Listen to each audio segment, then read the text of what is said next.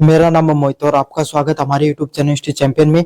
तो जैसा कि आप जानते हो, आपका बीए फिफ्थ सेमेस्टर का जो पेपर होने वाला है ज्योग्राफी ऑफ इंडिया का, किसका पेपर होगा? ज्योग्राफी ऑफ इंडिया, भारत का जो भूगोल है उससे संबंधित जो पेपर होगा उसके बारे में अपन कंप्लीट रिवीजन क्लास लेने वाले हैं। बस आपको क्या करना है, वीडियो को पूरा देखना है, चैनल को सब्सक्राइब कर देना है, अपने दोस्तों को जरूर से शेयर कर देना है। 25,000 आपके सामने सब्सक्राइबर का अपन ने टारगेट ले रखा 10 तारीख से पहले पहले, तो करो सब्सक्राइब ताकि अपन 25,000 सब्सक्राइबर के करीब पहुंच जाए। ये पीडीएफ आपको फ्री में हमारे टेलीग्राम चैनल पे मिल जाएगी। टेलीग्राम चैनल का लिंक डिस्क्रिप्शन में दे रखा है। जैसे आप डिस्क्रिप्शन में दिए गए टेलीग्राम के लिंक पे क्लिक करोगे, आप हमारे टेलीग्राम चैनल पे पहुंच जाओगे। उसके बाद में आपको कुछ नहीं करना, सिंपल ऊपर की तरफ हिस्ट्री चैंपियन लिखा हो यहाँ पर क्लिक कर देना। यहाँ पर क्लिक करने के बाद में यहाँ पर आप फाइल वाले सेक्शन पे पहुंच जाओगे। फाइल वाले सेक्शन पे आपको क्लिक करना है। क्लिक करने के बाद में सिंपल यहाँ पर कोने वाले में सर्च वाला ऑप्शन दे रखा है। किसका? सर्च वाला ऑप्शन दे रखा है। यहाँ पर जाओ और ज्योग्राफी सर्च करो। क्या सर्च करना है? ज्योग्राफी सर्च करना है। जैसे ज्योग्राफी सर्च करोगे, ज्योग्राफी बीए फिफ्थ सेमेस्टर के नाम से पीडीएफ देखने को मिलेगी। तब आपको क्या करना है, इस पे क्लिक करना है और फिर बाकायदा नीचे की तरफ जाकर सारा का सारा कंटेंट पढ़ लेना है। English medium, Hindi medium, very short type question सारे डाल दिए हैं। कोने में जो व्यू प्रोडक्ट वाला ऑप्शन है, इस पे क्लिक करके फ्लिपकार्ट और मित्रा से कोई प्रोडक्ट खरीदोगे, सबसे ज्यादा डिस्काउंट आपको देखने को मिलेगा। जाओ और जाकर कोई प्रोडक्ट खरीदना चाहते हो तो खरीद लो। और 4 मिनट उत्तरी अक्षांश देखने को मिलता है और दक्षिणी क्षेत्र होता है, वहां पे आपके सामने 37 डिग्री और 6 मिनट का उत्तरी अक्षांश देखने को मिलता है। पूर्वी दिशा की तरफ अगर अपन बढ़े तो 68, पश्चिमी दिशा की तरफ बढ़े अपन तो 68 डिग्री 7 मिनट का आपके सामने जो पूर्वी देशांतर देखने को मिलता है और आपके सामने 97.25 से तक आपके सामने पूर्वी देशांतर वो फैला हुआ है। अगर आप इसमें अगर ट्रिक से याद कर लें तो एक एक याद कर लेना और 29 इनमें ऐड कर लेना, समझा? 29 आप में ऐड कर लेना, 8.4 में आप लगभग 29 ऐड कर लो और 68 में लगभग आप 29 ऐड कर लो तो आप 37 और 97.25 तक लगभग पहुंच जाओगे। समझ में आ गया आपके सामने? अगले वाला प्रश्न है, भारत की स्थल सीमाएं कितनी है? तो भारत में जो स्थल सीमाएं भाई, जो अलग अलग जो देश होते हैं, जैसे भारत की सीमा पाकिस्तान के साथ लगती है, भारत की जो सीमा है वो अफगानिस्तान के साथ लगती है, भारत की सीमा आपके सामने चीन के साथ लगती है, भूटान के साथ लगती है, नेपाल के साथ, म्यांमार के साथ, बांग्लादेश के साथ आपके सामने भारत की जो सीमा है वो लगती है। तो उसका कुल भौगोलिक जो क्षेत्रफल है वो कितना है, कितनी किलोमीटर लंबी है? तो भारत की अगर अपन जो कुल सीमा की बात करें तो वो 5200 किलोमीटर लंबी है। कितनी किलोमीटर लंबी है? लगभग 5200 किलोमीटर लंबी है। और समुद्री तट रेखा की बात करें तो 75,016 वर्ग किलोमीटर कुल फैली हुई है। समझ में आ गया आपके सामने? तो जो कुल आपके सामने जो जमीनी जो सीमा है वो आपके सामने 5200 किलोमीटर फैली हुई है और समुद्री सीमा आपके सामने 7516 किलोमीटर लगभग फैली हुई है। अब आपके सामने बात करें भारत के भौगोलिक विभाजन कितना है, तो भारत को कुल आपके सामने 5 भौतिक विभाजनों में बांटा गया है। भौतिक विभाजन क्या होते हैं भाई? अगर अपन कोई भी देश में जाते हैं, जैसे ये इंडिया है, तो आप इसमें जाते हो तो आप में इसमें अलग अलग प्रकार के स्थल देखने को मिलते हैं। एक जैसा तो है नहीं। उत्तर की तरफ जाओगे तो आप हिमालय देखने को मिलेगा, फिर थोड़ा नीचे जाओगे तो हिमालय से निकलने वाली नदियां है उसके द्वारा मैदानों का निर्माण होता है, तो आपके सामने उत्तरी मैदान देखने को मिलते हैं। फिर आप नीचे की तरफ जाओगे तो आपके सामने प्रायद्वीपीय पठार देखने को मिलता है भाई, पठार वाला क्षेत्र है। फिर आपके सामने थोड़ा सा इधर की साइड आप जाते हो और नीचे की तरफ जाते हो तो यहाँ पर तटीय प्रदेश देखने को मिलते हैं। साथ के साथ भारत में द्वीप समूह भी देखने को मिलते हैं। अंडमान निकोबार हो गया आपके सामने, मालदीव हो गया, आपके सामने अलग अलग प्रकार के जो द्वीप समूह भी देखने को मिलते हैं। तो 5 विभाजनों में बांटा गया है: हिमालय, उत्तरी मैदान, प्रायद्वीपीय पठार, तटीय मैदान और द्वीप समूह आपके सामने देखने को मिलते हैं। अगले वाले प्रश्न की तरफ बढ़े, भारत की प्रमुख नदियां कौन सी है? तो भारत में आपको पता है भाई अलग अलग प्रकार की नदियां पाई जाती हैं। बहुत सारी नदियां, हर राज्य में अलग अलग आपके सामने नदियां देखने को मिलती हैं। पंजाब क्षेत्र तो ऐसा है जहाँ पे 5 प्रमुख नदियां बहती हैं, लेकिन आप प्रमुख के नाम पूछे तो अब भारत की जो राष्ट्रीय नदी भी है भाई, गंगा नदी है, यमुना है, ब्रह्मपुत्र है, सिंध नदी का नाम लिख सकते हो आप, गोदावरी, कृष्णा, नर्मदा और ताप्ती नदियां कुछ प्रमुख नदियां हैं। अलग अलग प्रकार की नदियां हैं जिसमें से गंगा आपके सामने हिमालय से निकलती है, ब्रह्मपुत्र भी वहीं से निकलती है आपके सामने, गोदावरी, कृष्णा है, वो दोनों दक्षिण भारत की नदियां, और नर्मदा और ताप्ती आपके सामने अमरकंटक अमरकंटक से निकलती हैं। जो ताप्ती है, ये नर्मदा और ताप्ती दोनों की दोनों आपके सामने जो अरब सागर है उसमें गिरती हैं। बाकी की सारी कहां पर गिरती हैं? आपके सामने बंगाल की खाड़ी में गिरती हैं। अगले वाले प्रश्नों की बात करें आपके सामने, भारत के जल निकासी प्रणाली के दो प्रमुख प्रकार कौन से हैं? तो दो प्रमुख प्रकार देखने को मिलते हैं। एक तो जो पूर्वी दिशा की ओर बहती है, मतलब इधर की साइड, भारत की लगभग नदियां पूर्वी दिशा की तरफ ही बहती हैं। हिमालय से निकलने वाली जो लगभग नदियां वो सारी की सारी कहां से निकलती हैं आपके सामने? पूर्वी दिशा की तरफ बहती हैं। और वो किसका निर्माण करते हैं आपके सामने? डेल्टा का निर्माण करती हैं। समझ में आ गया? उन नदियों को क्या कहा जाता है आपके सामने? पूर्व मुखी नदियां, या फिर गंगा ब्रह्मपुत्र प्रणाली के नाम से भी जाना जाता है। दूसरा कौन सा होता है? इस प्रकार की नदियों को आपके सामने बंगाल की खाड़ी में गिरने वाली नदियों के नाम से भी जाना जाता है।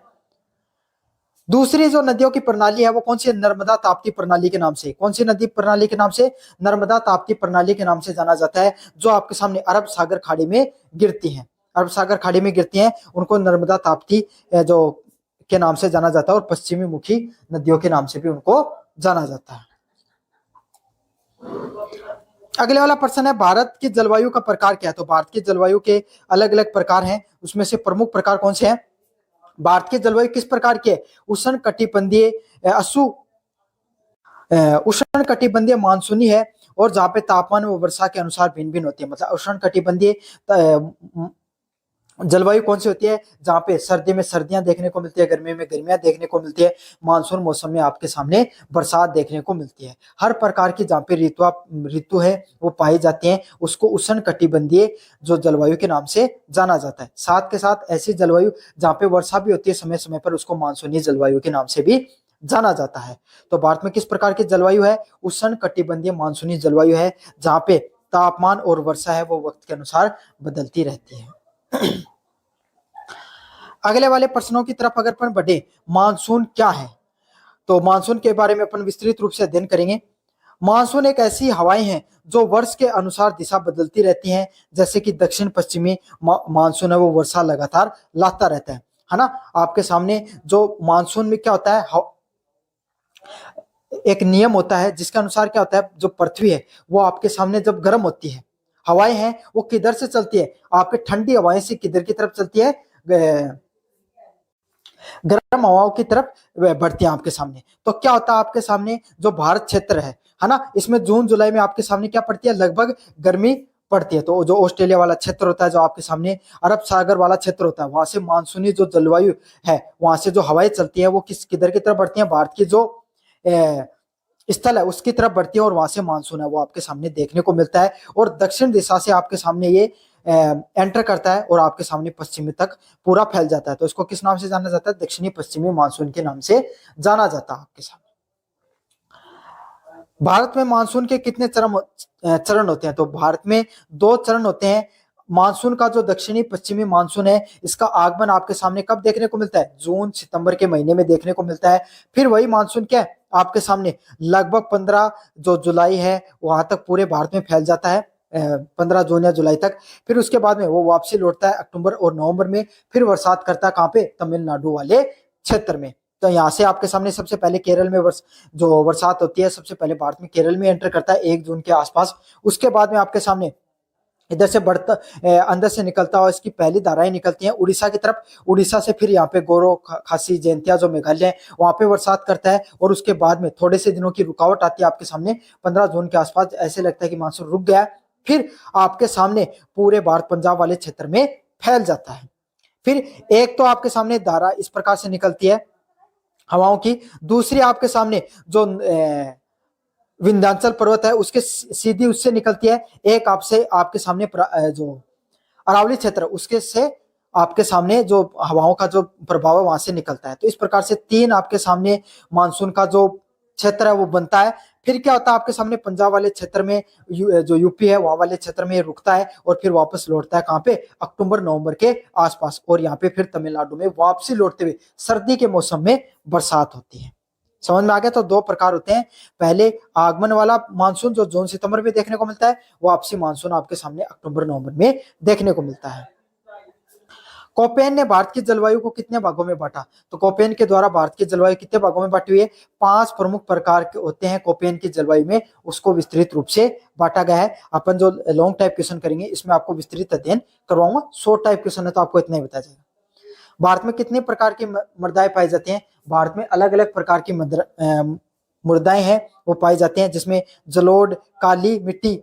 जलोढ़ मिट्टी आपके सामने वो मिट्टी होती है जो नदियों के द्वारा अपने जो क्षेत्र होता है उसमें बाढ़ से क्या कर दी जाती है, अपने साथ बहा कर लाती है और बाढ़ में उसको जो मैदानी क्षेत्र होते हैं वहां पे छोड़ देती है। लाल मिट्टी, लावा और पठारे जो क्षेत्र होता है वहां पर देखने को मिलती है। काली मिट्टी, रेगुर मिट्टी, जो कपासी मिट्टी के नाम से भी इसको जाना जाता है। फिर आती है लेटराइट मिट्टी, और यहाँ पे फिर मरुस्थलीय मिट्टी, जो राजस्थान का जो मरुस्थलीय क्षेत्र होता है वहां पर जो रेतीली मिट्टी, जिसको भुरभुरी मिट्टी के नाम से भी जाना जाता है, उसको मरुस्थलीय मिट्टी के नाम से भी जाना जाता है। फिर आती है पर्वतीय मिट्टी या पीठ मिट्टी, जहां पर जो क्या होता है आपके सामने जो पर्वतीय क्षेत्र होता है वो उससे, जिसमें थोड़े कंकर पत्थर होते हैं आपके सामने, थोड़ी अगर वन क्षेत्र होता है उसकी वन क्षेत्र की, अगर जो पहाड़ों में वन क्षेत्र देखने को मिलता है वहां पे उसकी जो पत्तियां गिर गिर के जो हुमस, जो आपके सामने खाद वगैरह से इस मिट्टी का निर्माण होता है। तो ये कुछ आपके सामने प्रमुख मिट्टी होती है। लेटराइट व लाल मिट्टी भी इसके नाम से जाना जाता है, जो आपके सामने तमिलनाडु कर्नाटक वाले क्षेत्र में पाई जाती है। आयरन डाइऑक्साइड की इसमें ज्यादा मात्रा होती है। अगले वाला प्रश्न है, जलोढ़ मृदा कहां पर पाई जाती है? तो जलोढ़ मृदा आपके सामने गंगा ब्रह्मपुत्र की जो घाटियां हैं वहां पर आपके सामने मुख्यतः जो जलोढ़ जो मृदा है वो पाई जाती है। जलोढ़ मृदा कौन सी होती है आपके सामने? वो मृदा होती है जिसके अंदर मुख्यतः आपके सामने जो नदियों के साथ बहाई गई जो मिट्टी होती है वो लेकर आई जाती है। काफी ज्यादा आपके सामने ये उपजाऊ मिट्टी होती है। इसको दो भागों में बांटा जाता है, खादर व बांगर के नाम से और तराई के नाम से। तीन प्रमुख होते हैं, खादर, बांगर और तराई। अगला है, काली मिट्टी की क्या विशेषता होती है? काली मिट्टी की विशेषता ये होती है कि ये आपके सामने इसमें नमी बहुत अधिक समय तक रख लेती है। क्यों? क्योंकि आपको पता है भाई ऐसी मिट्टी होती है जिसको जोता नहीं जाता है। स्व जुताई वाली मिट्टी के नाम से भी जाना जाता है, कपासी मिट्टी के नाम से भी जाना जाता है। क्यों? इसके अंदर कपास है वो बहुत ज्यादा उत्पादित होता है। साथ के साथ एकदम क्या हो जाता है, अगर जब गर्मी पड़ती है तब इसमें दरारें खुल जाती हैं, और जब पानी लगता है इसमें, वर्षा होती है तो एकदम चिपचिपी हो जाती है, इससे हल नहीं निकल सकता आपके सामने। तो ये क्या होती है, इसके ऊपर फिर पपड़ी आ जाती है, ऊपर मतलब ऊपर एक लेयर आ जाती है। इसके कारण जो पानी है वो नीचे नमी में सोख लेता है। तो इसकी ये विशेषता है, कपास उत्पादन के लिए सबसे ज्यादा उपयुक्त है और नमी को सबसे ज्यादा देर तक सोख कर रख सकती है। अगले वाला प्रश्न है, भारतीय प्राकृतिक वनस्पतियों के मुख्य प्रकार कौन से हैं? तो भारत के जितने भी मुख्य जो प्राकृतिक वनस्पतियां उसके प्रकार कौन से हैं? उष्ण कटिबंधीय सदाबहार, पतझड़ीय शुष्क, पर्वतीय व मरुस्थलीय वन पाए जाते हैं। सदाबहार वन वो होते हैं जो जिनमें हर समय आपके सामने जो हमेशा आपके सामने क्या पत्तियां हैं वो दिखाई देती हैं। पतझड़, जहां पे आपके सामने पतझड़ देखने को मिलता है, नीम हो गया, शीशम हो गया, इसके जो प्रमुख उदाहरण है। पर्वतीय क्षेत्र होता है जहाँ पे पर्वतों में आपके सामने जो आग का पेड़ होता है, इस प्रकार के जो पेड़ पाए जाते हैं। और मरुस्थलीय क्षेत्र में आपके सामने कैक्टस जैसे जो पेड़ है वो देखने को मिलती है, झाड़ियां, घास फूस आपके सामने देखने को मिलता है मरुस्थलीय क्षेत्र में। इन सभी प्रश्नों को अपन डिटेल से भी पढ़ेंगे, उसका जो लिंक है डिस्क्रिप्शन में मिल जाएगा, वहां से जाकर जोर से देख लेना। भारत में सर्वाधिक वन कहां पर पाए जाते हैं? मध्य प्रदेश में भारत में सर्वाधिक वन पाए जाते हैं। तो भारत की जो वन रिपोर्ट होती है उसके अनुसार सबसे ज्यादा वन आपके कहां पाए जाते हैं? मध्य प्रदेश में पाए जाते हैं। अगले वाला प्रश्न है, वन संरक्षण क्यों आवश्यक है? भाई वनों को बचाना कोई भी जो सभ्यता हो गई, कोई भी देश के लिए क्यों जरूरी होता है? क्यों? क्योंकि आप सबको पता है भाई वन क्या करते हैं? जलवायु को नियंत्रित करने का कार्य करते हैं। जो जलवायु होती है किसी भी देश की, उसमें एक जो आपको पता है भाई आज के सामने, वहां आप एक छोटा सा उदाहरण लो, कोई भी सड़क है उसके किनारे अगर जो पेड़ लगे हुए हैं तो आप देखना वो हमेशा ठंडी मिलेगी, और एक ऐसी सड़क है जिसके आसपास पेड़ नहीं है तो वो सबसे ज्यादा गर्म मिलेगी। साथ के साथ मिट्टी का संरक्षण करते हैं। मिट्टी को अपने साथ, अगर कहीं पर पेड़ लगे होते हैं तो क्या होता है, उससे जो मिट्टी है वहां की, उसके नीचे की, वो जड़ों से उसको पकड़ के रखते हैं और वो क्या होती है, कटती नहीं है। साथ के साथ जो परिस्थिति तंत्र है उसमें भी संतुलन बना रहता है। ये थी आपके सामने यूनिट फर्स्ट। अब अपन बढ़ेंगे यूनिट नंबर सेकंड की तरफ। भारत की जनसंख्या विश्व में किस स्थान पे आती है? तो आप सबको पता है अभी 2011 की जनसंख्या के अनुसार भारत है वो कौन से स्थान पे? दूसरे स्थान पे आधिकारिक रूप से। समझ में आ गया आपके सामने? अब जो आने वाली जनसंख्या इसमें भारत का पहला स्थान होगा, क्योंकि भारत का अब जनसंख्या में हम चाइना को क्या कर सके? क्रॉस कर चुके हैं। अगले वाला प्रश्न है, भारत में जनसंख्या घनत्व कितना है? तो भारत में लगभग 464 जो व्यक्ति हैं प्रति वर्ग किलोमीटर रहते हैं, भारत का जनसंख्या घनत्व है किसके अनुसार, अभी ये 2021 के आंकड़े के अनुसार इसको ये आंकड़ा है, जहां पे 464 व्यक्ति प्रति वर्ग किलोमीटर में रहते हैं। जनसंख्या जो वितरण है वो इतना असमान क्यों होता है, भारत में जनसंख्या वितरण इतना कम क्यों है। भाई राजस्थान में जाओगे तो आपके सामने बहुत कम, जैसलमेर वाला क्षेत्र बहुत कम लोग रहते हैं, और वहीं आप बिहार में चले जाओ किसी क्षेत्र में, वहां पे हजारों लोग 1 किलोमीटर में देखने को मिलते हैं। राजस्थान में 17 लोग प्रति वर्ग किलोमीटर देखने को मिलते हैं, जो जैसलमेर वाला क्षेत्र है। तो ऐसा आपके सामने जो शहरी क्षेत्र चले जाओ वहां पर भी आपको काफी लोग दिखाई देते हैं। तो ऐसा असमान वितरण क्यों देखने को मिलता है, क्यों, क्योंकि भौतिक कारण होते हैं। एक तो जलवायु है, जलवायु सबसे प्रमुख कारण होती है। अब आपको पता है भाई राजस्थान में अगर आप जैसलमेर में जाओगे तापमान अधिक होगा, पानी आपके सामने, जल की संकट है आपके सामने, जो खाने पीने की भी कमी होती है, कृषि नहीं है उतनी अच्छी होती है। तो इसके कारण क्या हो जाता है आपके सामने, लोग वहां पर कम रहना पसंद करते हैं, विकास परियोजनाएं भी वहां तक अच्छे से नहीं पहुंच पाते हैं। साथ के साथ कुछ सामाजिक व आर्थिक कारण भी होते हैं उसके से। शहरों में लोग ज्यादा से ज्यादा पैसा कमाते हैं भाई, अच्छा आर्थिक विकास देखने को मिलता है। अगले वाला पॉइंट है जनसंख्या विस्फोट क्या होता है। जनसंख्या विस्फोट क्या होता है आपके सामने, देखो विस्फोट का अर्थ होता है कोई भी चीज बहुत तेजी से फैलना। तो जनसंख्या विस्फोट के नाम से पता चल गया होगा आपको कि बहुत ज्यादा जनसंख्या आपके सामने किसी क्षेत्र में देखने को मिले, उसको जनसंख्या विस्फोट के नाम से जाना जाता है। तो क्या है, जब जनसंख्या वृद्धि दर देश के संसाधनों से अधिक हो जाती है उसको क्या कहा जाता है, जनसंख्या विस्फोट दर के नाम से जाना जाता है। मतलब कोई भी क्षेत्र हो गया, वहां पर कोई भी देश हो गया, क्षेत्र हो गया, जहां पर बहुत अधिक जनसंख्या है वो देखने को मिलती है आपके सामने, जहां पर जो संसाधन है उसकी कमी हो जाए। मतलब आपके घर में इतने लोग रहने लग गए, इतने लोग हो गए कि आपके पास जो आपका खेत था उससे जो आप कृषि करते थे उससे पूर्ति नहीं हो पा रही। इस प्रकार का उदाहरण उसको जनसंख्या विस्फोट के नाम से जानते हैं। समझ में आ गया, संसाधन क्या हो गए, खनिज हो गया, पानी हो गया, शुद्ध हवा हो गई, जो जलवायु हो गई, उसको खनिजों के जो संसाधनों के नाम से जाना जाता है। अब दिल्ली देख लो आप, दिल्ली ऐसा क्षेत्र है जहाँ पे हर प्रकार की विकास परियोजनाएं आपको मिल जाएंगी, लेकिन क्या वहां के लोगों के लिए स्वस्थ जलवायु है, नहीं है। क्यों है, क्योंकि वहां पर बहुत ज्यादा आपके सामने लोग रहते हैं, पर्यावरण प्रदूषण हो गया आपके सामने, और प्रकार की जो प्रदूषण की समस्याएं देखने को मिलती हैं। अगले वाला प्रश्न आपके सामने, जनसंख्या विस्फोट के क्या परिणाम होते हैं। तो जनसंख्या जो विस्फोट है, भारत में जो जनसंख्या का विस्फोट देखने को मिलता है, इसका क्या क्या परिणाम हो सकते हैं। बहुत ज्यादा जनसंख्या होती है किसी देश में, उसके क्या क्या नुकसान होते हैं। सबसे पहला है कि बहुत ज्यादा लोग होंगे तो बहुत ज्यादा लोगों को रोजगार में चाहिएगा। समझ आए, भारत में यही समस्या है भाई, युवा है बहुत ज्यादा, नौकरियां उतनी है नहीं, स्किल की भी कमी देखने को मिलती है। तो सबसे बड़ी आपके सामने अगर समस्या देखने को मिलती है बेरोजगारी की। फिर अगर कोई व्यक्ति बेरोजगार होगा, पैसा नहीं कमाएगा, तो क्या होगा, गरीबी भी फैलती है उससे, और शिक्षा और स्वास्थ्य जैसी समस्याएं भी बढ़ती हैं। क्यों, बहुत ज्यादा जनसंख्या पर उस सरकार के पास सीमित संसाधन होते हैं, उससे जो सरकारी परियोजनाएं हैं उनकी उचित पहुंच नहीं हो पाती है लोगों के ऊपर। अब भारत में आपको पता है भाई बहुत कम डॉक्टर और बहुत कम टीचर देखने को मिलते हैं, जितनी ज्यादा जनसंख्या उसके हिसाब से। तो यही है, बेरोजगारी, गरीबी और शिक्षा और स्वास्थ्य समस्याएं हैं वो वक्त के साथ बढ़ती चली जाती हैं।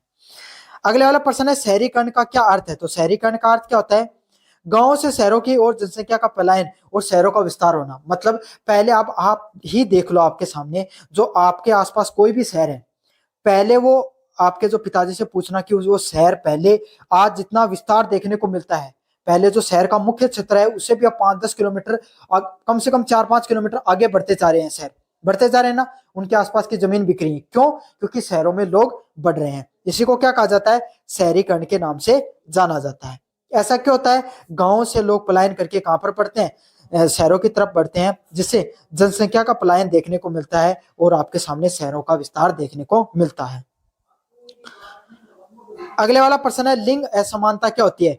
जब समाज में पुरुष और महिलाओं के बीच में समान अवसर नहीं मिले उसको लिंग असमानता के नाम से जाना जाता है। मतलब महिलाएं, अगर आप कोई भी एक काम पे गए जहां पर सेम काम महिला ने किया और सेम काम आपके सामने पुरुष ने किया, तो महिला को कम पैसे मिले और पुरुष को ज्यादा मिले, तो यहाँ पर क्या भेदभाव देखने को मिल रहा है। महिलाओं को काम पर नहीं रखा गया क्योंकि वो महिला है, काम उसका आता है, लेकिन इसलिए नहीं लिया कि भाई महिला उतना काम नहीं कर पाएगी।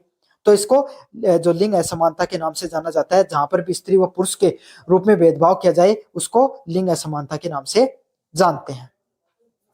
अगले वाला प्रश्न है, भारत में कृषि के कितने प्रकार होते हैं? तो भारत में कृषि के कुल कितने प्रकार होते हैं? दो प्रकार देखने को मिलते हैं, निर्वाह कृषि और वाणिज्य कृषि। निर्वाह कृषि कौन सी होती है?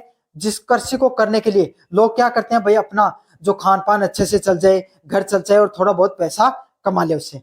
आप में से लगभग लोग जो भी कृषि करते हो वो इसी के भाग के अंदर आता है। अगली जिसमें क्या आपके सामने गेहूं, चना, है ना, थोड़ा बहुत जो बाजरा हो गया, और जितनी भी फसलें होती हैं नकदी फसलों के अलावा, वो सारी किसमें आती है? निर्वाह कृषि में आती हैं। वाणिज्य कृषि क्या होती है? इस प्रकार की कृषि जिसको खाद्यान्नों के लिए नहीं करके उद्योगों के लिए उत्पादित किया जाता है, जैसे चाय हो गया, रबड़ हो गया, आपके सामने गन्ना हो गया, है ना, कपास हो गया। इस प्रकार की जो जहां से नकदी फसलें जिनको बोला जाता है, उसको वाणिज्य कृषि के नाम से जाना जाता है। वाणिज्य कृषि है, उसका क्षेत्रफल बहुत बड़े स्तर पे होता है भाई, बड़े बड़े फार्मों में इसकी कृषि की जाती है। निर्वाह कृषि आपके सामने भाई, लोगों के पास जितनी 5-10 बीघा या फिर ज्यादा कृषि भी होती है, लेकिन बहुत बड़े व्यापक स्तर पे नहीं होती है। समझ में आ गया? अगले वाला प्रश्न है, हरित क्रांति की शुरुआत कब देखने को मिलती है? तो हरित क्रांति की शुरुआत है 1960 में देखने को मिली, जिसमें किस चीज पे जोर दिया गया कि उच्च जो क्वालिटी है, जो उच्च उत्पादक वाले बीज हैं, उससे से ज्यादा आपके सामने प्रोडक्शन है, उत्पादन किया जा सके, और अच्छी तकनीक है उसका प्रयोग करके ज्यादा से ज्यादा उत्पादन किया जा सके। क्यों?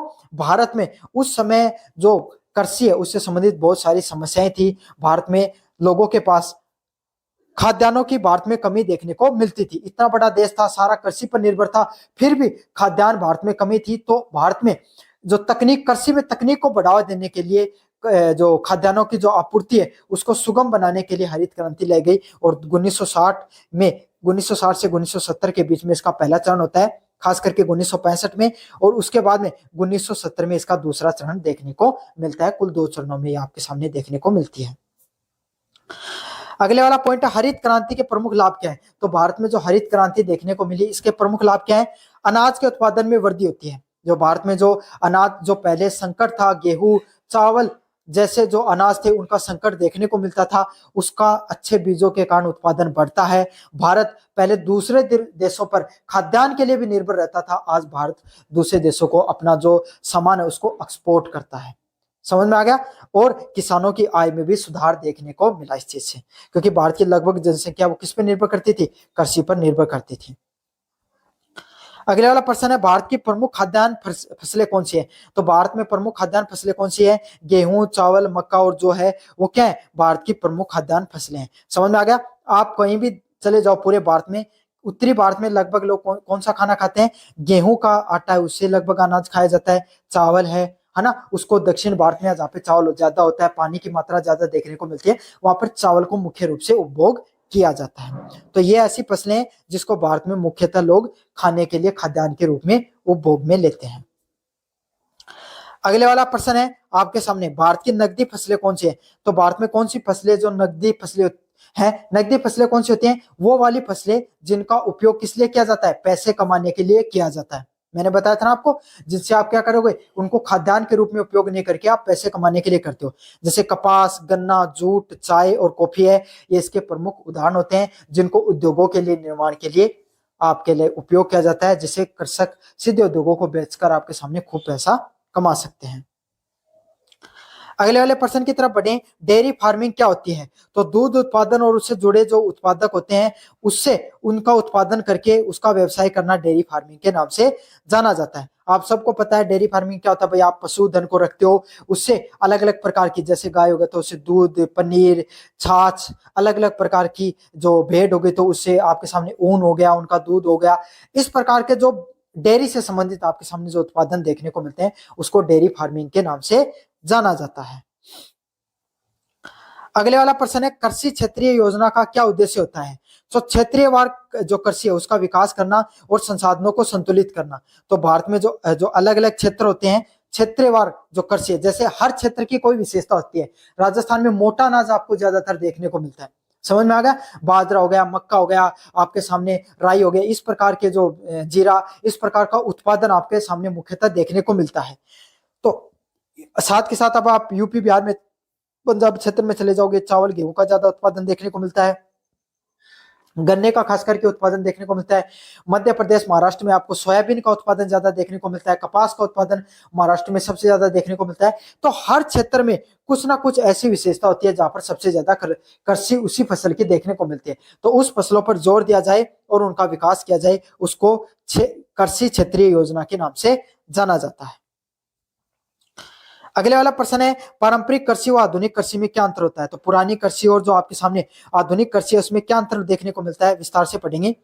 पहला है, पारंपरिक कृषि को में पुराने औजार व तकनीक की जो कमी है वो देखने को मिलती थी। मतलब पहले वाले कृषि में क्या देखने को मिलते थे भाई, आप राजस्थान के विद्यार्थी हो तो राजस्थान के हिसाब से समझे तो कि ऊंट से अपन हल चलाते थे। समझ में आ गया। अब आप आपके आसपास देख लो कितने लोग ऊंट से खेत को जोतते हैं, बहुत कम लोग लगभग ट्रैक्टर से जोतने लग गए हैं। समझ में आ गया। पहले बीज कैसे लेते थे, अपने पिताजी से दादाजी से पूछना कि जो पहले फसल हो गई उसी के अनाज से बो दिया जाता था। अब आपके सामने क्या तो सरकार बीज देती है या बीज भंडार से जाकर आप क्या करते हो, बीज ले लेते हो। पहले आपके सामने जो खेत के अंदर आपके घर पे कोई पशुधन होता था उसकी गोबर की खाद से अपन खाद छिड़कते थे, अब यूरिया डालते हो आप। तो यही है, जो पुराने समय की जो कृषि हुआ करती थी उसमें आपके सामने पुराने औजार व तकनीक की कमी थी। अब आधुनिक कृषि में मशीनें आ गई हैं जो जिसमें आपके सामने जो ट्रैक्टर पे अलग अलग प्रकार के जो हल हो गया, उसको जो जोतने के लिए अलग है, उसको जो मिट्टी के खपतवार हटाने के लिए अलग संसाधन आ गए हैं आपके सामने, मिट्टी को उलटने पुलटने के आपके सामने अलग संसाधन है। आज के समय तो लावनी करने के भी अलग जो साधन आ गए हैं। साथ के साथ वैज्ञानिक विधियां भी देखने को मिलती है। कोई अगर कीट पतंगे लगे हैं तो उसके लिए आप क्या कर सकते हो, अलग अलग प्रकार की दवाइयां भी डाल सकते हो। समझ में आ गया आपके सामने। अब अपन बढ़ेंगे अगले वाले प्रश्न की तरफ। मिनरल्स, इंडस्ट्रीज एंड ट्रांसपोर्ट से संबंधित जो प्रश्न है उनको पढ़ेंगे विस्तृत रूप से। पहला प्रश्न है, भारत में प्रमुख लौह अयस्क क्षेत्र कौन सा है? तो भारत की बात करें वहां पे सबसे ज्यादा जो लोहे का उत्पादन है वो कौन से क्षेत्र से होता है, इसके बारे में अपन विस्तृत रूप से पढ़ने वाले हैं। तो लोहा है वो आपके सामने कहां से देखने को मिलता है, झारखंड व उड़ीसा है, वहां से सबसे ज्यादा ओह है जो लोहे है उसका जो भंडार है वो देखने को मिलता है। तो कहां से आपके सामने सबसे ज्यादा प्रमुख भंडार है, झारखंड व उड़ीसा से आपके सामने लोहा है उसका सबसे ज्यादा उत्पादन देखने को मिलता है। अगला वाला प्रश्न है, भारत में कोयला सबसे ज्यादा कहां पर पाया जाता है? तो खनिज से संबंधित प्रश्न है। झारखंड, छत्तीसगढ़, उड़ीसा व पश्चिम बंगाल वाली बेल्ट है, वहां पर सबसे ज्यादा आपके सामने जो कोयला है वो निकलता है। खास करके झारखंड और उड़ीसा में सबसे ज्यादा कोयला है उसका उत्पादन होता है। अच्छे से याद कर लेना, छत्तीसगढ़ से भी काफी ज्यादा कोयला निकाला जाता है आदिवासी क्षेत्र से। अगले वाला प्रश्न है, भारत के प्रमुख पेट्रोलियम क्षेत्र कौन से है? तो भारत में जो प्रमुख पेट्रोलियम के क्षेत्र कौन कौन से हैं, तो असम डिगबोई से आपके निकलता है, गुजरात का और मुंबई हाई का जो क्षेत्र होता है वहां से सबसे ज्यादा पेट्रोलियम देखने को मिलता है। राजस्थान में भी अब पचपदरा की जो रिफाइनरी है उससे उत्पादन होने लगा है और अब थोड़े दिनों में शिलान्यास भी हो जाएगा, तो वहां से भी आपके सामने जो क्रूड ऑयल है वो निकलेगा, उत्पादन पेट्रोलियम का देखने को मिलेगा आपके सामने। अगले वाला प्रश्न है, हाइड्रो पावर क्या है? हाइड्रो पावर क्या है, जल से प्राप्त होने वाली ऊर्जा। मतलब क्या किया जाता है, जो बांध होते हैं बांध के ऊपर आपके सामने जो बांध है उनका, कोई भी नदी होगी उसके ऊपर बांध का निर्माण किया जाता है, पानी को रोका जाता है और वहां पे जब जो धीरे धीरे नदी में पानी जो आगे का जो क्षेत्र होता है उसमें पानी छोड़ने के लिए उस बांध से पानी छोड़ा जाता है धीरे धीरे, उसमें क्या टरबाइन घुमाए जाते हैं, जो टरबाइन लगा दिए जाते हैं वो जैसे घूमते हैं तो बिजली का उत्पादन देखने को मिलता है। तो यही है, जल से जो ऊर्जा प्राप्त की जाती है उसमें जो टरबाइन लगाकर आपके सामने ऊर्जा को निर्माण किया जाता है उसको किस नाम से जाना जाता है, हाइड्रो पावर के नाम से जाना जाता है। अगले वाला प्रश्न है, भारत में परमाणु ऊर्जा संयंत्र कहां देखने को मिलते हैं? तो परमाणु जो बटिया होती हैं जिसमें परमाणु के माध्यम से आपके सामने क्या किया जाता है, जो ऊर्जा का निर्माण किया जाता है उसको परमाणु ऊर्जा संयंत्र के नाम से जाना जाता है। जहाँ पे तारापुर में है, कोटा, कलकप्पम व नारोरा में आपके सामने जो नारोरा का तो सबसे बड़ा जो आपके सामने परमाणु ऊर्जा संयंत्र है। अगले वाले प्रश्नों की तरफ अगर अपन बढ़े, भारत में सबसे प्रमुख खनिज कौन कौन से है? तो भारत में प्रमुख खनिज कौन कौन से हैं, तो लोहा है, भारत में लोहे जो है उसका उत्पादन सबसे ज्यादा देखने को मिलता है। फिर तांबा है, वो भी काफी ज्यादा मात्रा में निकलता है, जैसे आपके सामने जो खेतड़ी और मध्य प्रदेश का जो क्षेत्र है वहां से लोहा आपका जो मैंने पहले बताया था उड़ीसा हो गया, आपके सामने जो झारखंड वाला क्षेत्र होता है वहां पर देखने को मिलता है। साथ के साथ मैग्नीज, बॉक्साइट व एब्रेक जैसे जो है उनका अच्छी मात्रा में राजस्थान से भी आपके सामने ये जो खनिज है वो निकलते हैं। अगले वाले प्रश्न की बात करें, भारत में सबसे बड़ा लोह इस्पात केंद्र कहां पर देखने को मिलता है? तो कहां पर देखने को मिलता है? जमशेदपुर। टाटा स्टील में आपके सामने सबसे ज्यादा जो लोहा जो इस्पात केंद्र है वो है। कौन सा है सबसे बड़ा? जमशेदपुर। टाटा स्टील का जो केंद्र है वहां पर ये देखने को मिलता है, जमशेदपुर है वहां पर। अगले वाले प्रश्न की बात करूं, भारत की प्रमुख कपड़ा उद्योग कौन सा है? तो भारत की बात करें, वहां पे सबसे ज्यादा सूती वस्त्र उद्योग कहां पर देखने को मिलता है? तो सूती वस्त्र कानपुर, अहमदाबाद आपके सामने प्रमुख क्षेत्र हैं, जहाँ पे देखो जहां पर कपास अच्छा होगा वहीं पे सूती वस्त्र का उद्योग देखने को मिलेगा। कपड़ा का हो गया आपके सामने, उसका उद्योग देखने को मिलेगा। तो कपास आपके सामने मुख्यतः कहाँ पे? गुजरात, महाराष्ट्र, मध्य प्रदेश वाले क्षेत्र में देखने को मिलता है। तो वहीं पे मुंबई हो गया, सूरत, अहमदाबाद व कोयम्बटूर है आपके सामने मुख्य जो क्षेत्र है जहां पे कपड़ों का निर्माण होता है। अगले वाला है, भारत में प्रमुख सीमेंट उद्योग के क्षेत्र कौन से? तो भारत में सबसे ज्यादा सीमेंट का उत्पादन कौन से क्षेत्र में होता है? मध्य प्रदेश, राजस्थान, गुजरात व तमिलनाडु में सबसे ज्यादा सीमेंट का उत्पादन होता है। राजस्थान में भी अच्छी मात्रा में सीमेंट का उत्पादन होता है। क्यों? भारत में आपके सामने चूना पत्थर है वो आपके सामने अच्छी मात्रा में राजस्थान में निकलता है। साथ साथ मध्य प्रदेश, गुजरात व तमिलनाडु में भी काफी मात्रा में सीमेंट का उत्पादन होता है। भारत में परिवहन के 4 जो मुख्य साधन कौन से? तो भारत में परिवहन है वो कौन कौन से जो 4 मुख्य साधनों से होता है? पहले रेल, उसके अंदर पहला आपके सामने रेल हो गया, फिर सड़क, वायु और जल परिवहन हो गया। तो रेलवे तो आपको सबको पता है, सड़क हो गई जहाँ पे भाई आप ट्रक हो गया, ट्रकों के माध्यम से काफी ज्यादा जो कोई उद्योगों का सामान है वो जाता है, आप भी करते हो, है ना। वायु हो गया तो एरोप्लेन के माध्यम से, और जल परिवहन हो गया जहाँ पे नावों के माध्यम से जो परिवहन है वो देखने को मिलता है। भारत ही नहीं पूरी दुनिया में भी यही लगभग साधन है परिवहन के। भारत में सबसे बड़ी रेल प्रणाली कौन सी है? तो भारतीय रेल है पूरी दुनिया की चौथी सबसे बड़ी रेल जो नेटवर्क है वो देखने को मिलता है। पूरी दुनिया में चौथे नंबर पे भारतीय रेल नेटवर्क सबसे बड़ा है। भारत का राष्ट्रीय राजमार्ग एक NH1 कहां तक जाती है आपके सामने? दिल्ली से अमृतसर तक जाती है। अगले वाला है, भारत का सबसे प्रमुख बंदरगाह कौन सा है? तो भारत में बहुत से बंदरगाह है, लेकिन सबसे ज्यादा प्रमुख बंदरगाह जहाँ पे सबसे ज्यादा आपके सामने उद्योगों का जो उद्योग से इंपोर्ट एक्सपोर्ट देखने को मिलता है वो कौन सा है? मुंबई बंदरगाह है, जहाँ पे सबसे ज्यादा जो नाव है वो रुकती हैं। और दूसरी बात यह है कि प्राकृतिक बंदरगाह भी है और बहुत पुराने समय से है, अंग्रेजों के समय से है, बहुत प्रमुख बंदरगाह रहा है। भारत में वायु परिवहन का आरंभ कब हुआ था? तो 1911 में आपके सामने इलाहाबाद की जो नैनी है, नैनी का जो क्षेत्र है वहां से आपके सामने सबसे पहले वायु का परिवहन देखने को मिला था।